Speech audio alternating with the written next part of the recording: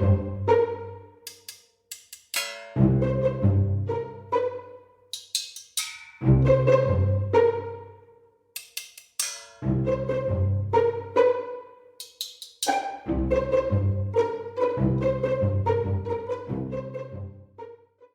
to episode 67 of A Message From. We're your hosts. I'm Alyson.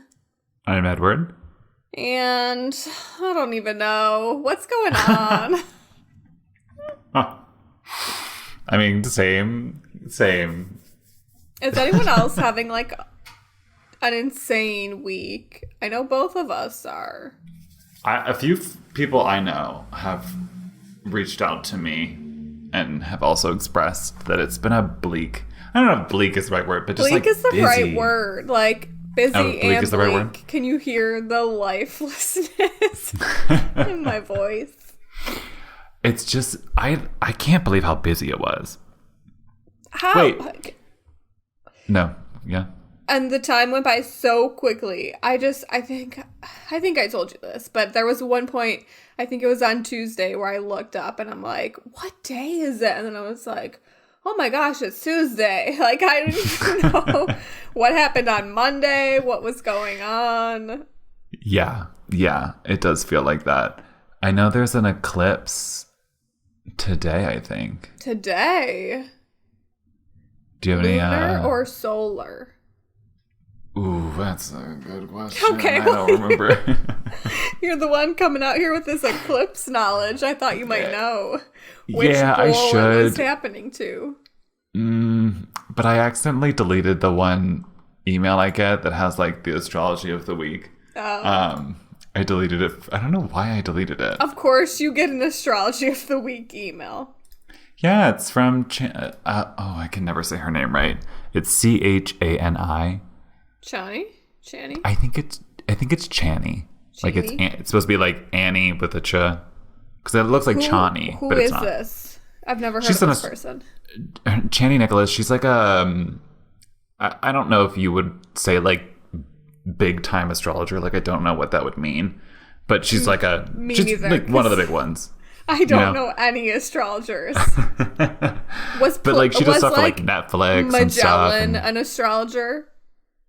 No, Magellan was a cartographer. Okay, well. Right? Isn't that a map? Yeah, cartography is like the study of maps, but... No, but isn't like a Magellan... Is that a map? Is that not a map? Magellan was a guy. Yes, but I'm saying like, isn't that also a map though? A Magellan map? Like a type... there are like different types of maps that all incorrectly display what Earth looks like. Magellan's not one of them. I think Cartesian is one of them, and I should know this. I took a freaking map making course. Oh, wow. Ooh, yeah, you should know. I can see the books from where I'm sitting right now. But yeah, maps. I'm obsessed with maps, but yeah, it's interesting how they're all Portuguese distorted explorer. In their own ways. I'm just not even listening to you talk about Chani right now. No. Now I'm talking about Magellan. Oh. He was Portuguese, in case you were curious. He died in the Philippines. Oh. Sorry. No, I'm just reading his Wikipedia. Was he an astronomer? I know he sailed, right? He was a sailor. Well, he did be doing the sailing. He was an quote-unquote explorer. So he used the stars. I mean, everyone in that time period used the stars. Did they not? True. Oh, he was killed in some battle. What? I didn't know that. Oh, I didn't realize Magellan was like he doesn't seem... I mean, I'm assuming he's probably not a good guy if he was a quote-unquote explorer. I just assume 99% of the people from that time were, like, not good people. No, very valid. Very valid. This is such an incredible crossover happening right now because... What, this Magellan... This conversation! AMF? Because I've been watching way too much Outlander lately. Oh, we get to finally talk about Outlander. Finally! Tell the listeners first how many weeks you've been trying to talk about Outlander. Like 3 weeks at least. Yeah, but it's infiltrating every part of my life. Even this conversation we're having right now, because I won't give away too much in case anyone, spoiler alerts. The show's been out for ages, but like whatever. So in the episodes that I'm watching, an evil Portuguese ship has done some evil things and created a lot of problems for some of these characters in this show. So I'm like, Portuguese explorers. It's all coming together. There's definitely an overlap going on there. I don't know how wide or large the overlap is, but there's an overlap. There's an overlap, and like I said, I don't want to get into too many details, but Outlander imagery is also infiltrating my dreams. Last night... Well, that's because you're consuming a lot of Outlander. The night before. I know, but my dreams are always wild. My dreams are always... Do you want to hear about... Your dreams but infamously are always wild. Always. And they're just like Outlander tinged because they're still like modern day. But there's a lot of Outlander influence in my dreams right now.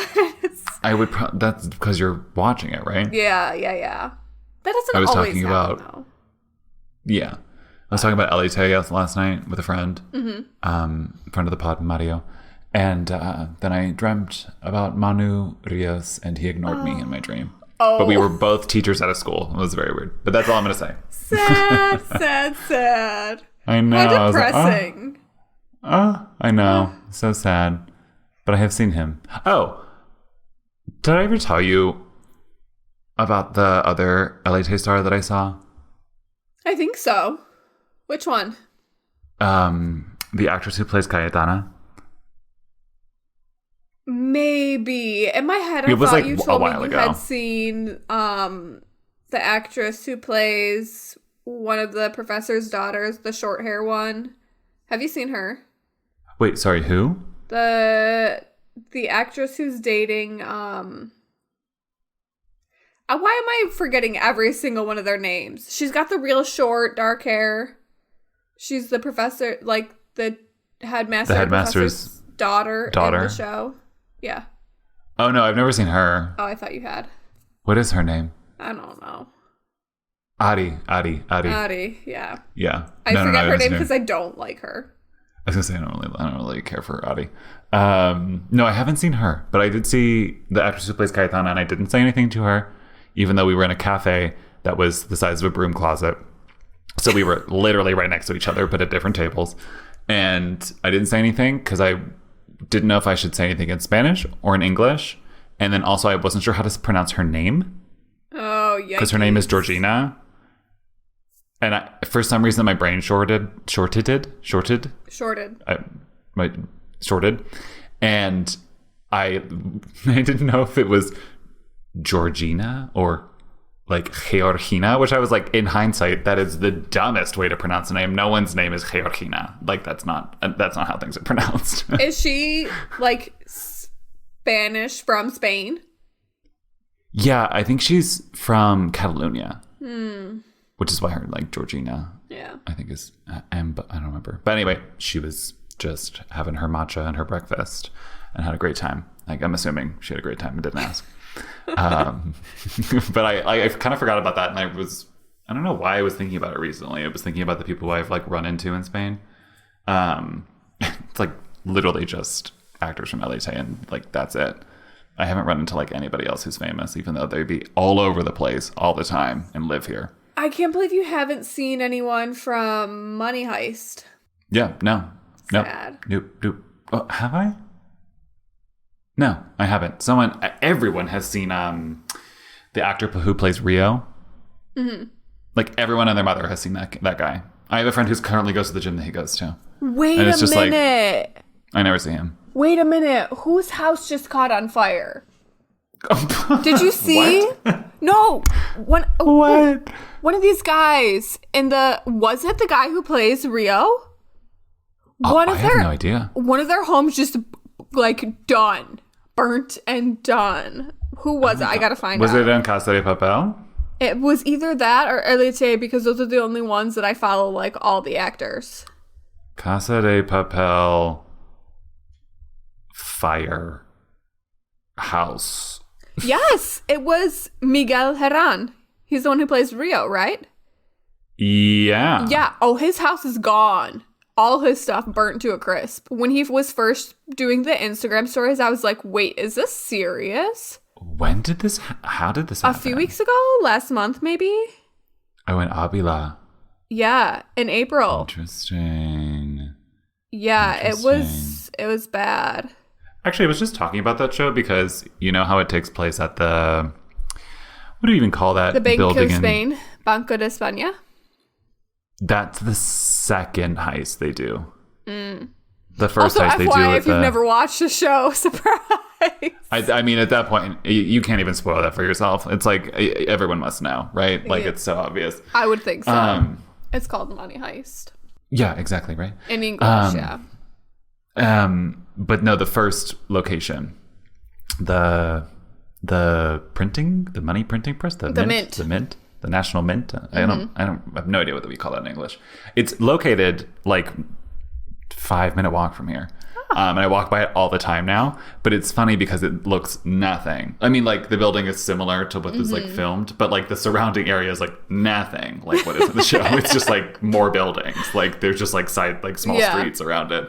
And it's very funny because it's just like, there's no way that, I mean, like you could drive a tank up to that building unless you went on the like 6-lane street that's next to it. But anyway, I was just like talking to that with some friends this morning, actually. Now that you bring it up. Yeah. So how did we get to here? We went from I don't even know. Being down to eclipses Magellan. to astrology to Magellan to Portugal to Outlander to Casa de Papel to to famous Alyson. actors, Alyson, Yeah. Casa de Papel. And then house fires. Anybody And else house you know fires. who has their house caught on fire? Well, speaking of fires, the other night I'm sitting in my wow. I'm sitting in my chair, right? Like relaxing, reading a book, and the window's open, and I'm hearing these loud noises, like loud truck vehicle noises. And I'm like, is someone getting their car towed? Like, what's going on? So I get up and I look out, like I go to the kitchen, look out the window, fire trucks. Lights flashing lights everywhere, fire trucks everywhere. Is this like on your street, you said? Right outside my apartment. Oh, wow. Firemen walking around, police, like people in the street. I'm like, what is going on? And then all of a sudden I see they're sending the huge ladder up. And it's because it's nighttime. It has all these lights along it. I'm like, oh, right. Okay. what's going on? Is there a fire? What's happening? Is someone going to climb on the roof? But then they retracted the ladder pretty quickly. I was like, oh, darn.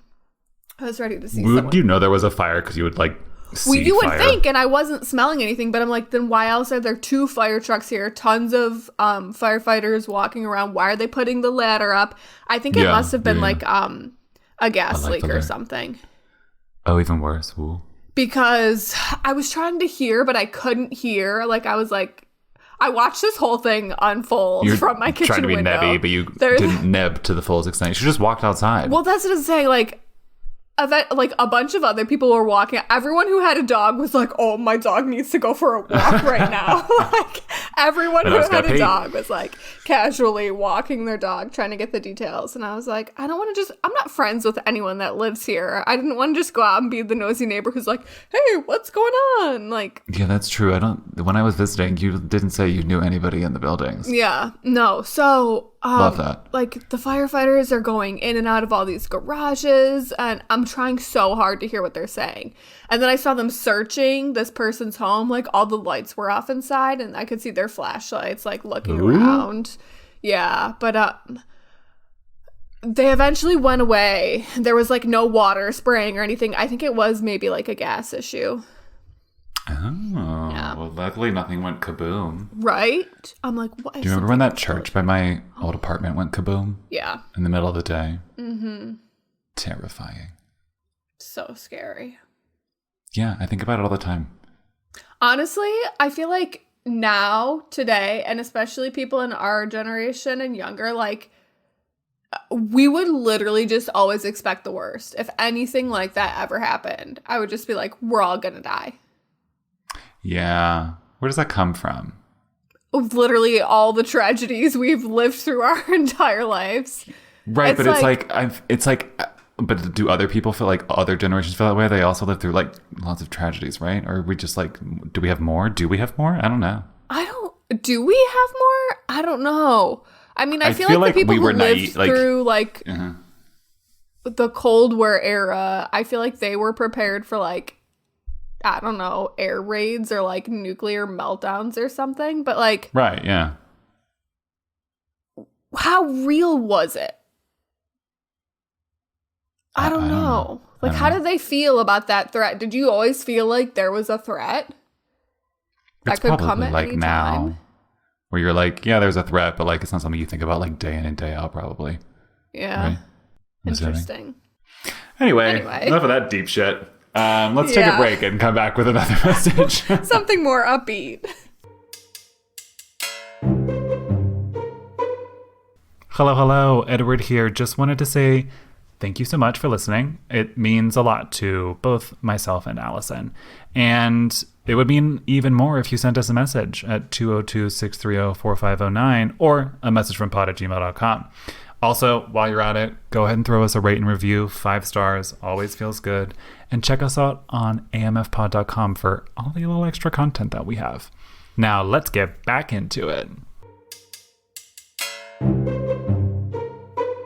Welcome back. We hope you relaxed, breathed off, washed off. You can't ask me that. You know, you're the one who's the consultant. I know, right? Usually I'm the one who knows all these phrases.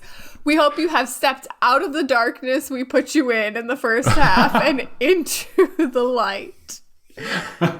That's good. Yeah. Yeah, we have another message from Val. When she sent in her first message, it was kind of like a 2-part story. And so we're going to get into the second story that she so lovingly shared with us. I think my other story I had was about me going into an alleyway with a random German man in Nepal because I asked him where to find good food, and he told us he'll show us, and we blindly trusted him. And then he said, wow, we are, what'd he say? Oh, damn, I'm going to forget what he said. Oh, we're not scared for Americans. And I was like, what? And he's like, yeah, most Americans would be scared to do this. I was like, should I be scared to do this? Whatever. No, he brought us to a great place, so we bought him a beer. And then when we told him, because, Nepal doesn't have streets or anything, all we had was like a map with a circle on it and a star of where our hostel was. We were trying to figure out how we were going to get home. He's like, I have a friend with a motorbike. Let me take you. We walked out of the city center and just got on a random motorcycle with a random human, and I showed him my circle-drawn map with a star. I'm pretty sure we hit 2 pedestrians, but we made it. Wild times in Nepal. Wild times. I'd love to go. I would too. Luckily, that worked out for her. Mm-hmm. Yeah, it worked out so well. I have a story that involves being in an interesting situation and then coming out fine on the other end. Okay. This was, oh God, like time math, terrible at time math. Many years ago, 2013, 9 years ago. Yeah. Yeah. Yeah. Yeah. You're saying it as if that you're not trusting my math. When you were saying like terrible with time math, I thought this was going in a different direction. Like I thought that was like embedded in the story. I wasn't prepared to answer a math question. Oh no, that was a legit math question. No, I always tell people I don't do math on the weekends. That's my day job. This is true. And it's a Saturday, so no math for you. I believe it has been 9 years since the event took place. I spent 2 weeks in Greece with a bunch of friends because we were studying in Paris, and we had Easter holidays, and we arrive to Athens, and I really wish I would have written more stuff down, just in general in life, because like things are fuzzy, and I'm not even 30. You know what is so insane? Like, what? It makes me sick how some things I can remember perfectly, and then other things I'm like have no memory of, and it's like such a struggle for me to remember the details. And Absolutely. It makes me so mad. I'm like, my brain isn't shriveled and dead yet. Hello. I exercise every day. Do you? Oh, you do Italian every day. I practice other languages. I read. Maybe you need to do more. What more can I don't know what that would be, but sometimes I do puzzles. Puzzles. There you go. A little Sudoku every morning. Oh, I do love Sudoku. There you go. There you go. So anyway, maybe I need to as well because I can't remember most of the details of the story. But we went to Athens. We flew in and out of Athens, but we were traveling around. And getting to Athens, we must have arrived at like some ungodly hour because it was nighttime. And we just like, okay, another thing is there were at least 14 of us on this trip. So this was like a large amount of people going on this trip. And it was like not sanctioned by like any study abroad program. So this was truly like our own doing, right? And so we get there and we all are supposed to go to a hostel. We're splitting up for like 2 or 3 days. And I don't remember planning any of this. Like I'm pretty sure like someone of the 14 people, maybe a couple of them planned it. And the rest of us just like hit book, hit like, yes, pay for this, hit this, and just like showed up and did the thing. So, like, I don't even think we bought our ferry tickets until we were in Athens, which in hindsight, like, that's insane. Like, we must have spent so much money on this trip. But I have no recollection. So, we get to Athens, and I'm like, it's dark, dark, dark. And, like, 2 people decide they're going to walk to the hostel because they were like, we don't want to pay for the taxi. And everyone else was like, we're going to take the taxis, obviously.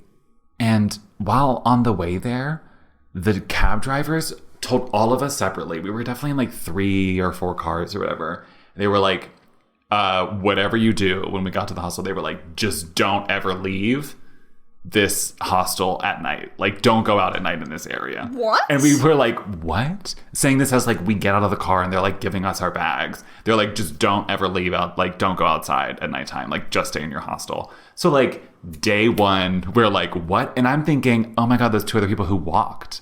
Like, are they going to be okay? You know what I mean? Also, this is like early years of me traveling around. So like, I am like fully just believing these taxi drivers. And we get to this hostel, and I shit you not when I say the man who like was running the show there looked like Gollum had survived Lord of the Rings and like grown some hair and like got a job. And I'm not saying like it was less how he looked. It was more his demeanor. No, I'm just like shocked.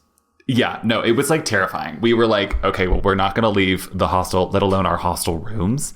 Like, we were just like, no. And then we like leave and go out the next day and it's like totally fine. But it just turned out that it was like, it's apparently was this area that just had a lot of like shifty situations going on at night. I mean, for who knows what reasons. But it was just like, everyone ended up being fine. And it ended up being a great time. And obviously, I would die to go back. But it was just like one of the things where I was like, was it that bad? Like, am I remembering this correct? Like, why did the cab driver say it was so terrible? What scared me most was the man who owned the hostel. That was the scariest part. Yeah. I feel like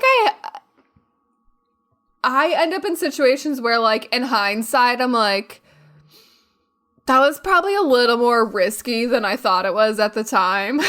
Like, I feel like I just always... Like what? Like, I'm always aware of my surroundings and I'm careful and I'm not just like walking around like an airhead with like, you know, I feel like I'm smart about situations, but as a result, I'm also like never really overly concerned about anything. Like I used to, when we lived in France, the neighborhood that I lived in, like not many people knew I lived in that neighborhood. And like, if you were to go out of my building and if you were to turn right, it's like all good, normal, no questions. But if you were to go out of my building and turn left, people were like, that's not a good neighborhood. Like, why do you live there? I kind of remember that. I didn't even like worry about it or think twice about it. But it's like one of my students who had moved to France with his family from Portugal when he was in like 5th grade. And he frustrated me. This is beside the point. He frustrated me because he was one of those people who's so smart and so intelligent, but just like couldn't be bothered with school and was like a troublemaker. So he was always getting in trouble. And it kind of bothered me that like teachers were so hard on him because I'm like, you know how smart he is. He's just like, doesn't want to Act deal with ago. this. Yeah. Something else is going on at home. But anyway, he like knew the Portuguese like corner shop that was right next to my apartment and was like shocked that I lived in that neighborhood. But I would say some of the kids that I some of the kids that I taught, when they like would see me leave the apartment building that we apparently all lived in together, they were just like, "What are you doing here?" And I was like, "Yeah, I live here." And they were like, "Why do you live here?" And I was like, "I don't know."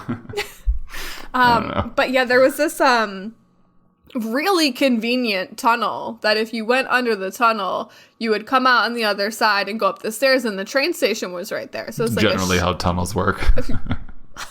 Actually, no, that's not true. Tunnels don't always work that way. It was it was a shortcut to the train station, but it was also like sometimes I would walk through there at night and I would be like, I should probably walk a little faster.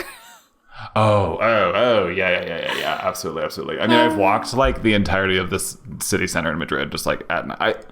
Okay, so when I lived in Madrid 9 years ago, so this was after Paris, still using the same time math. Yep.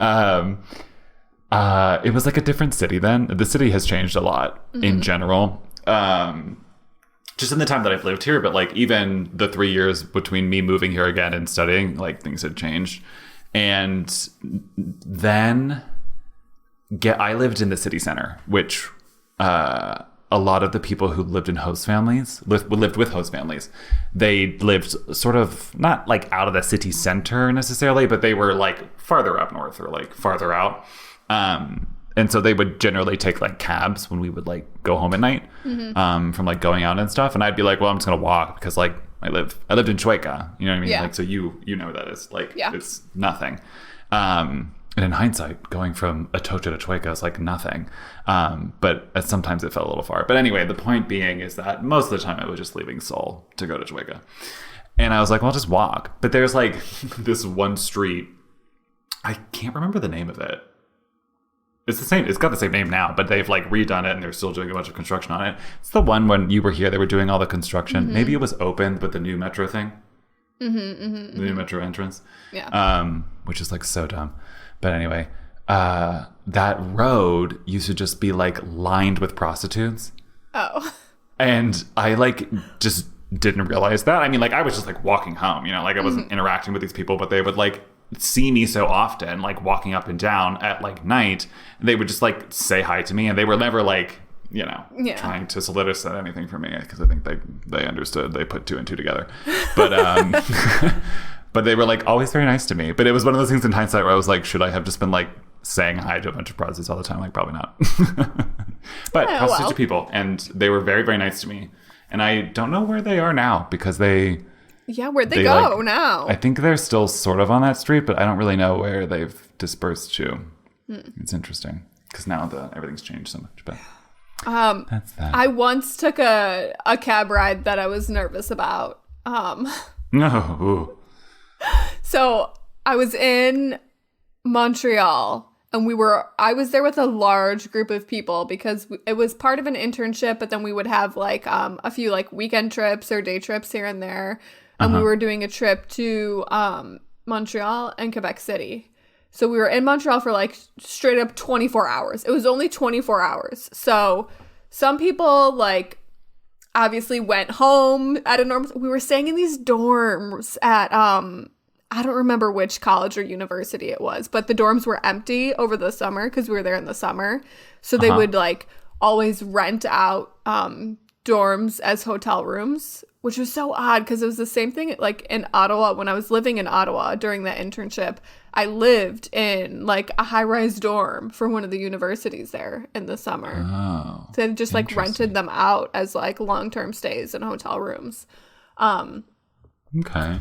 So we're in Montreal and like didn't even think twice about the fact that we're going to make the most of this. We're literally here for one day and night. We're leaving super early in the morning. Like we've got to see everything and do everything. So we didn't even think about the fact that like the metro would stop running at a certain point.